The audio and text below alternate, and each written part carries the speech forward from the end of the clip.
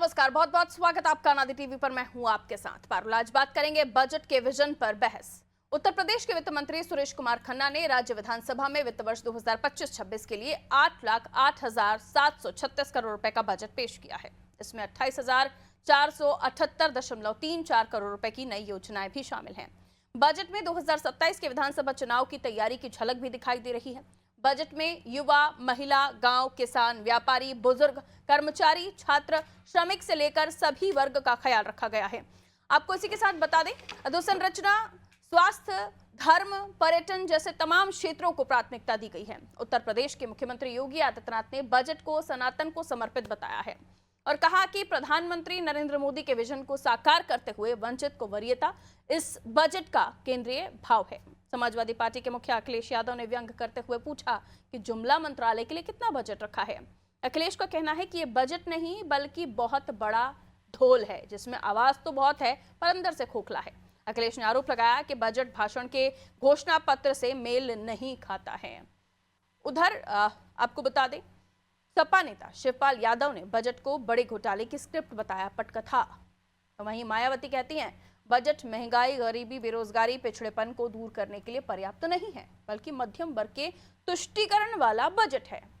UP सरकार का ये बजट महाकुंभ के दौरान आया है। क्या इस बजट से उत्तर प्रदेश में बेरोजगारी और गरीबी जैसी समस्याओं को नियंत्रित किया जा सकेगा? युवाओं का पलायन रोका जा सकेगा और क्या उद्योग धंधों को बढ़ावा मिल सकेगा? इसी विषय पर आज हम बातचीत करने की कोशिश करेंगे। पहले कुछ प्रतिक्रियाएं सुन लेते हैं, आइए।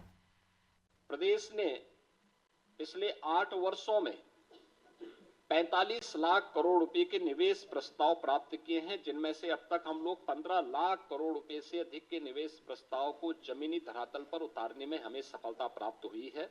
हमने बजट में इस बार के बजट में 28,478 करोड़ और 31 लाख रुपए नई मदों के लिए हमने प्रावधानित किया है, जिसमें अवस्थापना विकास के लिए 1,79,131 करोड़ 4 लाख रुपए प्रस्तावित किया है, जो कुल बजट का 22%।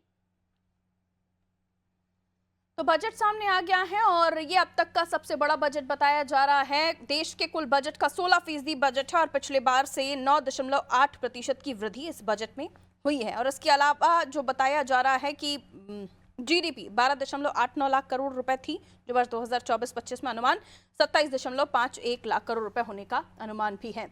इसमें 2027 की झलक भी दिख रही है। वहीं महाकुंभ का ये दौर है, तो इसके मुताबिक कई सारे सवाल भी पूछे जा रहे हैं कि बजट से जो मूल समस्याएं हैं उनका हल है क्या।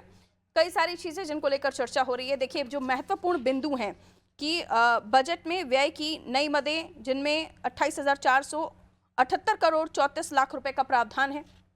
इसके अलावा अवस्थापना विकास के लिए 1,79,131 करोड़ 4 लाख रुपए प्रस्तावित हैं।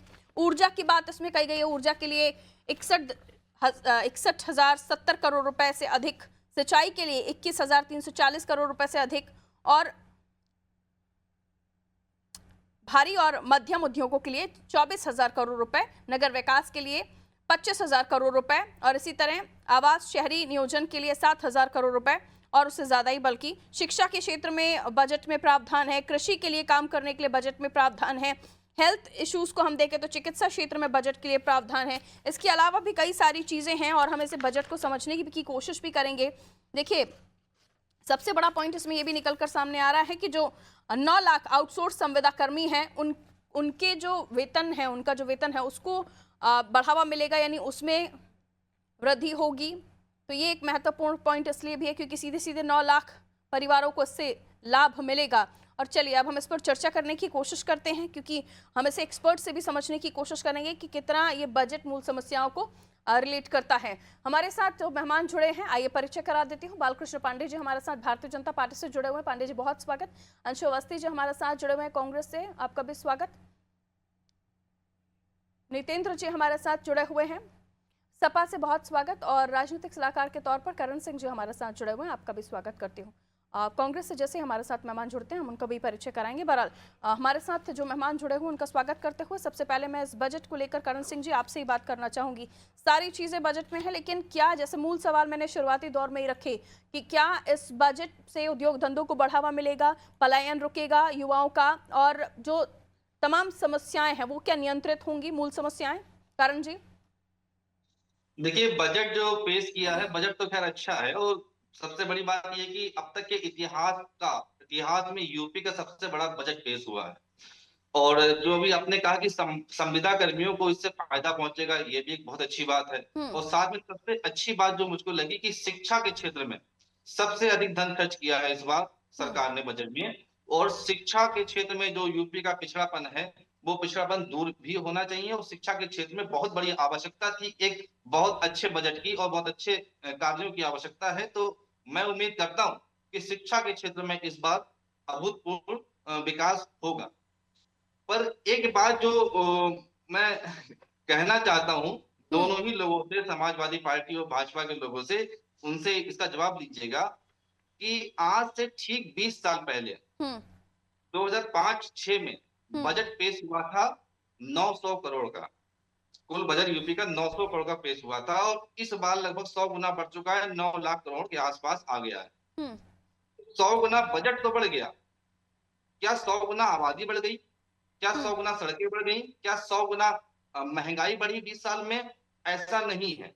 तो 100 गुना बजट बढ़ने के बाद भी इतनी बेरोजगारी, इतनी महंगाई, और फिर सड़कों की भी कहीं अक्सर देखते हैं हम लोग व्यवस्थाएं खराब हैं। तो उस पर जवाब दें कि 100 गुना बजट तो बढ़ा, पर क्या भ्रष्टाचार 1000 गुना बढ़ गया? तो बजट तो अच्छा पेश हुआ है, तो मगर ये जो भ्रष्टाचार जो लगातार बढ़ रहा है, ये बजट के बढ़े हुए पन को भी खोखला कर देता है। और जो हमारा यूपी आज से 20 साल पहले, 30 साल पहले था, वो नजर नहीं आता है कि 100 गुना अधिक विकास हो गया। विकास अधिक 10 गुना हो गया ठीक होगा। है, आपका कहना है बजट तो बड़ा है लेकिन उस तरीके का विकास हमें उत्तर प्रदेश में नहीं दिखाई दे रहा है।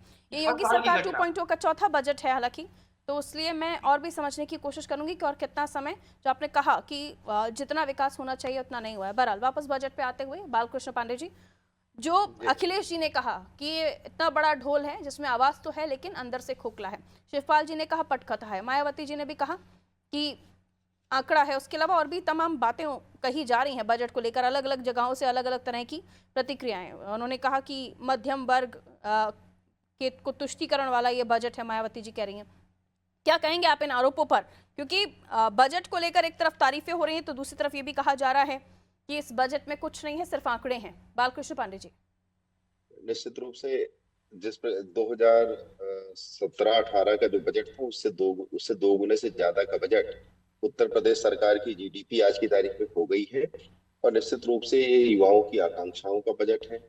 इस प्रदेश के विकास के लिए जो सरकार की मंशा है, जो डबल इंजन सरकार हमारी चल रही है भारतीय जनता पार्टी, चाहे वो केंद्र में हो चाहे वो प्रदेश में हो, उसकी मंशा बिल्कुल स्पष्ट है कि उत्तर प्रदेश को हमको विकास के पथ पे ले जाना है, उत्तर प्रदेश को हमको विकसित राज्य बनाना है। उस मंशा को पूर्ण करने के लिए ये बजट है।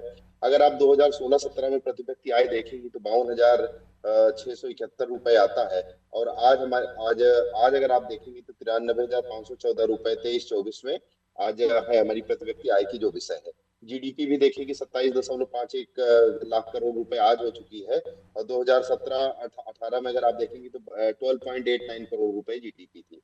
तो निश्चित रूप से 2 गुने से ज्यादा भाजपा की सरकार जब उत्तर प्रदेश में बनी है, तो निश्चित रूप से उत्तर प्रदेश के युवाओं के लिए, उत्तर प्रदेश में गरीबों के लिए, उत्तर प्रदेश के आम जन के लिए विकास का मार्ग प्रशस्त हुआ है। और चाहे वो सुशासन की व्यवस्था हो, चाहे उत्तर प्रदेश में औद्योगिक विकास की बात हो, चाहे उत्तर प्रदेश में युवाओं के रोजगार का विषय हो, उन सब विषयों को समाहित करते हुए उत्तर प्रदेश सरकार ने की जो मंशा रही है, उसके अनुरूप उत्तर प्रदेश सरकार ने इस बजट को प्रस्तुत किया है। अगर आप देखें तो युवाओं के लिए स्टार्टअप की जो हमारी योजना है, स्टार्टअप योजना के तहत हमने ब्याज मुक्त ऋण की बात कही है कि पूरे जो भी युवा अपना नया स्टार्टअप लगाना चाहेगा, काम करना चाहेगा, टेक्निकली जो सशक्त होगा करने के लिए, जिसके पास वो होगी एक विजन होगा, सोच होगी, उसको हम ऋण मुक्त योजना देंगे। अगर आप देखेंगे छात्राओं के लिए इस हमारी जो लड़कियों के लिए हमारी सोच है, महिलाओं के लिए जो हमारी सोच है, फ्री स्कूटी देने का हमने प्राविधान किया है। दूसरी तरफ फिर से हमने 4 नए एक्सप्रेस वे की बात कही, 4 नए एक्सप्रेस वे को हमने बनाने का संकल्प लिया हुआ है। भर्ती की प्रक्रिया में अगर आप देखेंगे तो 92,919 पदों की भर्तियां हमारी कंटिन्यूएशन में है, प्रोसेस में है, चल रही है। तो चारों तरफ से आज उत्तर प्रदेश नौकरी के क्षेत्र में, इंडस्ट्रियलाइजेशन के फील्ड में, युवाओं को स्टार्टअप के क्षेत्र में, अनुसूचित जनजाति के लिए 968 करोड़ रुपए की छात्रवृत्ति की बात हुई है। जो बच्चे हैं उनके छात्रों के लिए 968 करोड़ छात्रवृत्ति का इस बजट में प्रोविजन है। वरिष्ठ नागरिकों के लिए अगर आप देखेंगे, हर वरिष्ठ नागरिक को 1,000 रुपए प्रति महीने की जो पेंशन है 8105 करोड़ रुपए का उनका प्रावधान किया गया है। पिछड़े वर्ग की छात्रवृत्ति अगर आप देखेंगे बच्चों के लिए 2825 करोड़ रुपए की छात्रवृत्ति का उसे प्रोविजन है। गरीब बेटियों की शादी के लिए अगर आप बात करते हैं 200 करोड़ रुपए गरीब बेटियों की। काफी लंबी लिस्ट है, पूरा बजट तो नहीं पढ़ा जा सकता यहाँ पर। सर्वसमावेशी बजट है, गरीबों के उत्थान का बजट है, पिछड़े वर्ग और अनुसूचित जाति के लोगों के कल्याण का ये बजट है, उत्तर प्रदेश के औद्योगिक विकास का ये बजट है। बस इतना ही कहना है कि आज जो शिवपाल जी का, अखिलेश जी का बयान है, निश्चित रूप से सैफई खानदान का विकास जरूर अवरुद्ध हुआ है। सैफई खानदान के भ्रष्टाचार पे लगाम जरूर लगी है। सैफई खानदान जिस प्रकार मुद्दे से भटक जाएंगे, हम वापस आऊंगी। नितेंद्र जी, आप क्या कहेंगे, क्या कमियां गिनाना चाहेंगे इस बजट में? देखिए, अब कमियां कोई नहीं गिनाना चाहेंगे। हम लोग कमियां गिनाने नहीं बैठते, हम लोग जनता के प्रतिनिधि हैं। विपक्ष जनता की आवाज होती है और जनता की बातें और जनता की आवाज बन के हम लोग सरकार के सामने आईना बन के खड़े होते हैं। सबसे पहले भारतीय जनता पार्टी ने कहा ये जम्बो जेट बजट आपका विश्व, ये कोई नई बात नहीं है, एक प्रक्रिया है। प्रतिवर्ष 10%, 5% बजट 15%, 12% बढ़ता है। एक प्रक्रिया के तहत लगातार एक बजट आया। इस बजट में सबसे बड़ी चीज आय और व्यय का ब्यौरा होता है। सीधे सीधे सरकार किन किन मदों से हमारी आय होगी और हम उनको किन किन मदों में खर्च करेंगे। लेकिन ये भारतीय जनता पार्टी का सच बात का एक सीधे सीधे प्रवचन हो गया। अभी आपने देखा कि पिछला जो बजट पेश हुआ था, पिछले बजट का मात्र 60% ही खर्च हुआ, 40% खर्च नहीं हुआ। अब इस बार का बजट है, कब कहां खर्च करेंगे? इस बजट में किसान कहां है? इस बजट में क्या बिजली की में कोई सब्सिडी दी गई है? क्या किसान को भैया यार बालकृष्ण पांडे चुप हो जाओ। बालकृष्ण 1 घंटा बोल चुके हो, क्यों डिस्टर्ब करो दूसरे को? अरे भाई गलत बात बोलेंगे, गलत स्टेटमेंट बोलोगे, मुझे अपनी बारी बोलोगे। बिजली किसानों को सरकार ने दी है, पहले से दे रखी, उसको कंटिन्यू किया है। वैसे गधों को बिठाओगे तो मैं डिबेट छोड़ रहा हूं। इस बेहुदे को जब तथ्यात्मक जानकारी नहीं तो बेहुदे का ये समाजवादी बेहुदा सैफई खानदान का ये। ठीक है, आप अपनी बात कर लीजिएगा पांडे जी। नितेंद्र जी, आप कंप्लीट कर लीजिए, अपनी बात कंप्लीट कर लीजिए, पॉइंट नोट आउट कर लीजिए। बालकृष्ण पांडे जी, उसको करेक्ट कर लीजिएगा। ऐसे लोगों को बिठाओगे? नहीं, पर्सनल कमेंट नहीं। नितेंद्र जी देखिए, आप भी उतनी रिस्पेक्टेड है मेरी। पर्सनल कमेंट नहीं, पर्सनल कमेंट नहीं। आप अपनी बात रखिए, आप अपनी बात रखिए। नितेंद्र जी क्यों नाराज हो रहे हैं सर? क्यों नाराज हो रहे हैं? मुझे मत बैठाइए, मुझे कोई शौक नहीं है। नितेंद्र जी प्लीज प्लीज प्लीज, आप अपनी बात रखिए। पूरा बजट पढ़ दिया मैंने, शांति से सर सुना। अपनी बात रखिए, मैं अपना जवाब दूंगा, पट से बोलेगा। आप अपना ही जवाब दीजिए सर, कहिए कहिए सर। नया प्रवक्ता बना लगता है सर प्लीज पर्सनल कमेंट मत कीजिए सर, पर्सनल कमेंट नहीं। नितेंद्र जी अपनी बात रखिए ना, पार्टी का पक्ष रखने बैठे। मैं ऐसे डिबेट नहीं करता हूं। एक तो फर्स्ट अब राउंड आप बोलेंगे नहीं, आप पर्सनल कमेंट करेंगे तो फिर चर्चा यहीं समाप्त हो जाएगी ना। कहिए सर, हाँ यहीं समाप्त कर दीजिए, अपनी बात कहिए। नितेंद्र जी, आप पार्टी का पक्ष रखना चाहते हैं?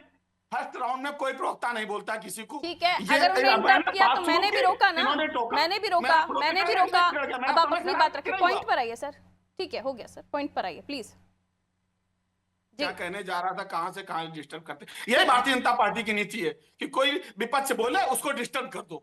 आप बिजली पर थे, किसान बिजली। हाँ, मैं ये पूछ रहा हूँ, इन्होंने किसान और मुस्कुराने बेशर्मों के तरीके डिस्टर्ब करके दूसरे को। सर प्लीज सैफई का दलाल, प्लीज सैफई खानदान का दलाल। आप लोग कमेंट्स अपने एक दूसरे के ऊपर प्लीज मत कीजिए। आप अपनी बात रखिए प्लीज, एक दूसरे पर कमेंट करना बंद कीजिए। This is not good sir, please रुक जाइए। आप दोनों को रुकने के लिए कह रही हूँ, दोनों रुक जाइए। नितेंद्र जी ठीक है, एक सेकंड प्लीज। हमने वो तो कोई बता देता। इस तरीके से डिबेट नहीं होगी और इस तरीके से बातें आप लोगों की भी नहीं जानी चाहिए। आप गाली गलौज पे उतर आए हैं। नहीं होना चाहिए ना। कितना डिस्टर्ब कर रहा है। एक तो मेरा नितेंद्र स्वास्थ्य जी कार्ड मना प्लीज करा था, बीपी मैं क्यों डिबेट हाई में हुआ नहीं पड़ा है बैठूंगा। नितेंद्र जी आपका? आप प्लीज, मैं आपसे बात कर रही हूँ ना, आप कहीं अपनी बात मैंने आज रखिए। मना किया था, मेरा स्वास्थ्य खराब, मैं इनके डिबेट नहीं, और इस तरीके डिस्टर्ब करेंगे हमको। इसलिए मैं कह रही हूँ आप काम डाउन रहिए प्लीज, अपनी बात रखिए नितेंद्र जी, अपनी बात रखिए देखिए, प्लीज। मैंने आपसे पूछा कि इस पूरे बजट में किसानों के लिए क्या है? क्या बिजली की सब्सिडी का कोई इसमें ऑप्शन है? किसानों की सिंचाई पर बिजली माफ करने का वादा लगातार सरकार करती रही, क्या किया है? क्या किसानों के कीटनाशक दवाइयों पे कोई सब्सिडी दी गई है? क्या किसानों को जो अस्त्र उपयोग करने वाले उनके यंत्र होते हैं उसमें कोई सब्सिडी है? क्या किसानों को कोई पूंजी का लाभ मिलेगा? इस पर कोई काम किया गया है? क्या किसानों की आय दोगुने करने की बात की गई थी, इस पर कोई कदम उठाया गया है? क्या महिला सुरक्षा पर कोई काम किया गया है? क्या इसमें युवाओं के रोजगार का कोई प्रावधान किया गया है? और अभी सुशासन का ये जिक्र कर रहे थे, कल की घटना है, किसी राष्ट्रीय चैनल में नहीं दिखाई गई। कानपुर के घाटम विधानसभा में, जहां पर भारतीय जनता पार्टी के अलायंस का विधायक है, सचेंदी थाने का दौलतपुर गांव, कल भारतीय जनता पार्टी के एक नेता जिसका नाम है मधुकर तिवारी, उसने अपने दरवाजे पर एक यादव लड़के को मत्थे में गोली मारी और उसकी ऑन स्पॉट डेथ हो गई। जब मोहल्ले के क्षेत्र के लोगों ने दौड़ा तो उस आदमी की डेड बॉडी को उठा के अपने घर में बंद कर लिया और घाट सचेंदी की पुलिस लगी रही। मतलब 10 थानों की फोर्स को बुलाया गया और 10 ट्रक की एसी बुलाई गई। 6 घंटे की मशक्कत के बाद उस अपराधी के घर से उस व्यक्ति की बॉडी घर से बाहर निकल, घर के अंदर बंद करने के बाद गेट नहीं खोला। इतना बड़ा घटनाक्रम हुआ है। ठीक है सर। 6 घंटे के बाद बॉडी निकाली गई है, किसी चैनल ने नहीं दिखाया सिर्फ। तो ये सुशासन है इनका कि आदमी की हत्या करोगे, बॉडी को घर के अंदर बंद कर लोगे और 10 ट्रक पीएससी जब बुलाई जाएगी तब आप उस अपराधी के घर से बॉडी बजट वापस बजट पर आते हैं और किसानों को लेकर आपने पॉइंट्स नोट आउट किए। बलात्कार हो रहे हैं, भारतीय जनता पार्टी के लोग बलात्कार में शामिल हो रहे हैं।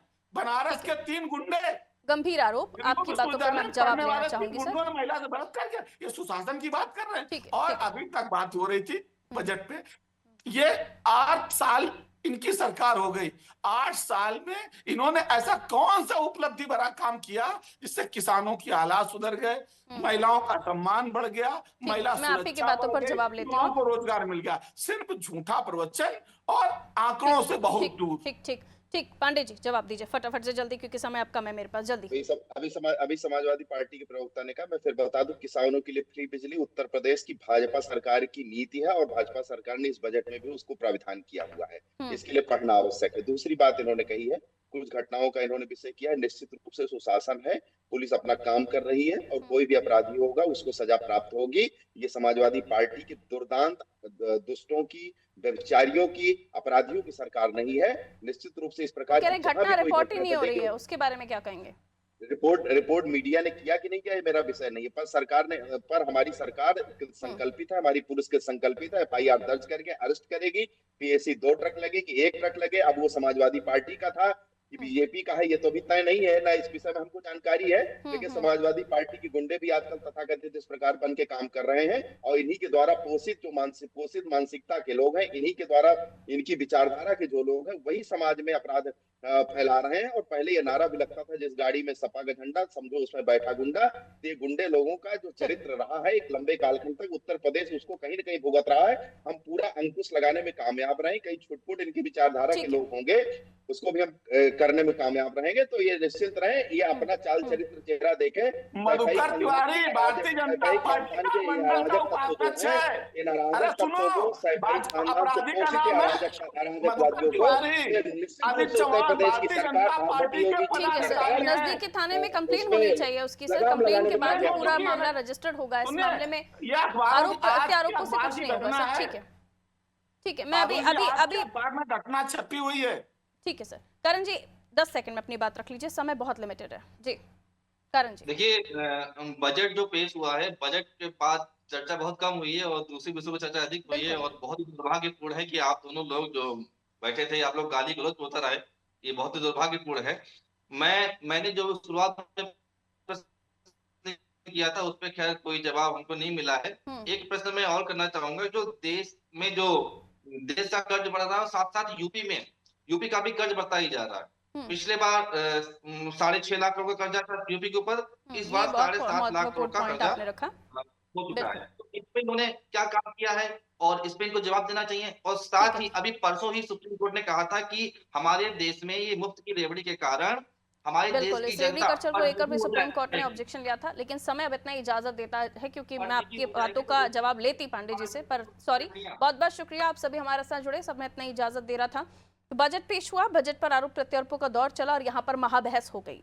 लेकिन बजट बहुत ही महत्वपूर्ण होता है किसी भी राज्य के लिए, और राज्य में योगी 2.0 का ये बजट था, चौथा बजट था, जिसमें इससे सबसे बड़ा बजट अब तक का कहा जा रहा है। इसमें आने वाले समय पर जीडीपी ग्रोथ को दोगुना बताया गया है और कई सारे ऐसे पॉइंट्स हैं जिसमें हमने छात्रों का भी जिक्र सुना है, जिसमें हमने बुजुर्गों का भी जिक्र सुना है। सभी के लिए कुछ ना कुछ, सभी वर्गों के लिए कुछ ना कुछ इस बजट में है। हालांकि इसका विरोध हो रहा है, अब देखना होगा जब धरातल पर इस बजट को हम पूरा होते हुए योजनाओं में देखेंगे तो कितना असर इसका होता है। दीजिए इजाजत, नमस्कार।